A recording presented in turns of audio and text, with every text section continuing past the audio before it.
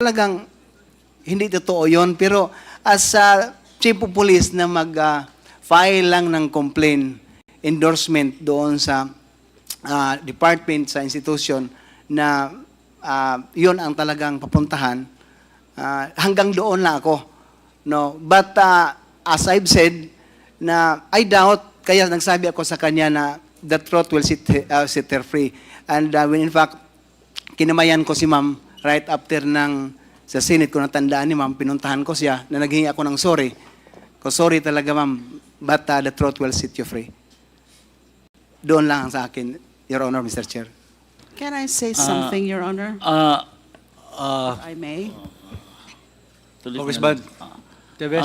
Former Senator Laila de Lima, ma'am, yun po ba ang gusto mong ipaalam o gusto mong mangyari na sabihin? Ano ba talaga po ang gusto mong sabihin kay Colonel Espinido na magsabi siya ng totoo? Senator. Okay. Nasagot na ho niya ng konti, partially, yung gusto ko sanang marinig sa kanya. Na sinasabi niya na the truth shall set you free. Yes, nasabi niya po sa akin yan. So ang ibig pong sabihin noon ay yung mga sinabi nila noon during the Senate inquiry ay hindi totoo. Ayaw lang niyang aminin. Ang gusto ko po sana na marinig sa kanya, yung sinabi ni Mr. Kerwin Espinosa during the last hearing na kinausap silang tatlo ni then PNP Chief Bato de la Rosa, now Senator, na ayusin yung mga testimonya nyo para nagkakatugma-tugma.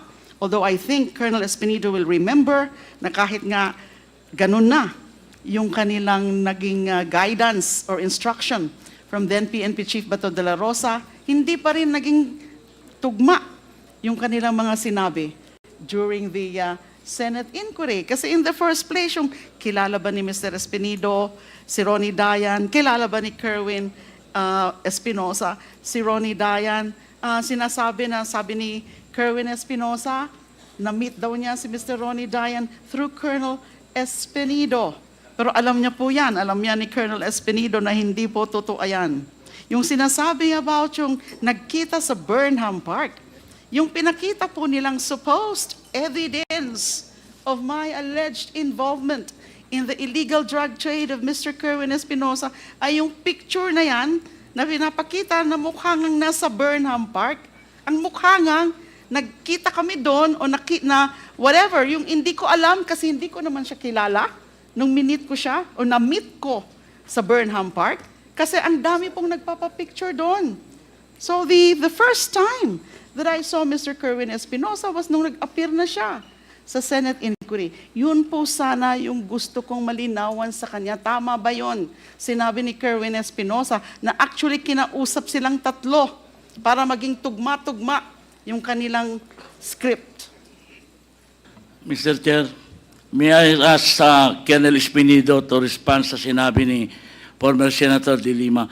Kasi unang-una, sa nakikita ko po na pag-uusap ngayon, parang lumalabas, isa po sa mga players, si Colonel Espinido sa pagkakakulong ni Senator de Lima. Dahil yung mga, as a chief of police, tama po kayo, nagbe-base po kayo sa mga testimonya. Pero, ibig sabihin, alam nyo, yung testimonya ng mga binibase nyo is may kunting mali na hindi tama. Dahil, bakit kayo kakausapin ni Senator De La Rosa, the former Chief PNP, na hindi tugma-tugma ang inyong mga testimonya kung hindi kayo bumubuo ng isang kwento? Thank you, Your Honor, Mr. Chair. Ang una, sinabihan ako ni General Bato na involved ng drugs, tumatanggap kay Kerwin before the Senate. Nung sa Senate na, hindi na ako nirecognize ni Kerwin na nakatanggap ng 20,000. Even in his affidavit, dalawa, wala ako o hindi ako nakasali. And tatlong senator natandaan ko na nag-cross sa kanya na nagsasabi nga siya na si Sir Espinido, hiningian ko ng bank account but ang reply, Bible verse lang. Okay na yon. Pero nadali din ako sa pagdala ni Kirwin ng pangalan ko na ako daw ang dahilan na makilala niya si Dayan. At the time, Your Honor, Mr. Chair, nagvoluntary ako pagbigay sa Senate ng cellphone ko. Na ma-check lang na may number si Dayan sa cellphone ko. Resign ako kaagad. Wala na, nag-wave na ako kaagad, walang abogado, sinabi ko. Kasi hindi yun makapagtanggi tayo or makapagsinungaling kung nandyan talaga ang cellphone ni Dayan sa cellphone ko. Kung kilala kami ni Dayan, talagang may number ako sa kanya. Doon na nagsalita ang Senate na nagsasabi tayo ng totoo. Kasi bakit matakot tayo, Your Honor, Mr. Chair, na totoo man ang sinabi ko na never din na si Senator Bato, dati Chief PNP Bato, na magsabi sa akin na okay, yon ang ginawa niyo tatlo, gawin niyo tatlo para magkakaisa yung testimony.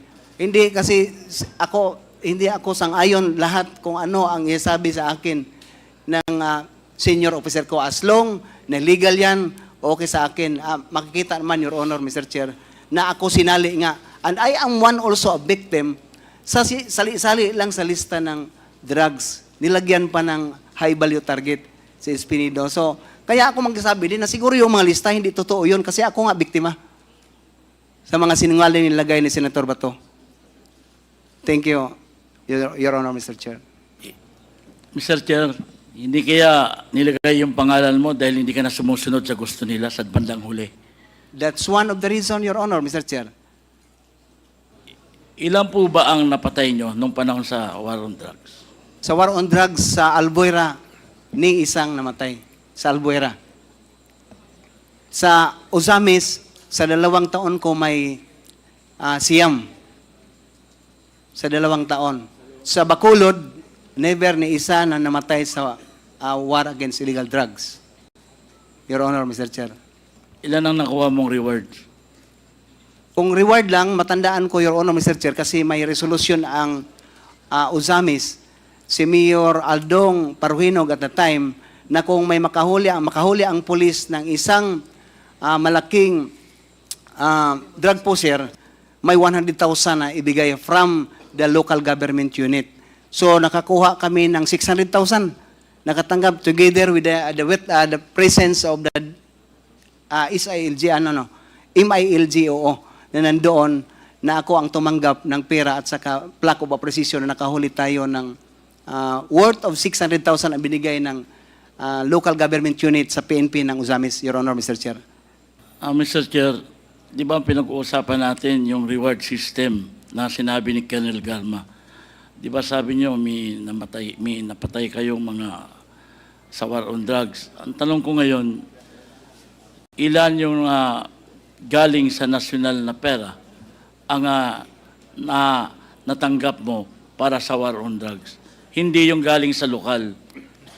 Your Honor, Mr. Chair, siguro sa Ozamis, to tell you the truth, no? Maski tanungin niyo si Sir Bato ngayon kung saan siya. Never nakabigay si Senator Bato na sa akin ng ₱1 since sa pag-upo niya nakasama kami. Never. Lalo na yung reward, Your Honor, Mr. Chair, kaya simpre, sikreto na yun. Bakit hindi ako pagbigyan? Hindi ako binigyan niya ng legal na suporta naman lang na pagbigyan ako na, Joby, may pampliti mo na lang ng pang-airplane. Magpunta ako ng Krame, Your Honor, Mr. That's the truth. Yun na nangyari.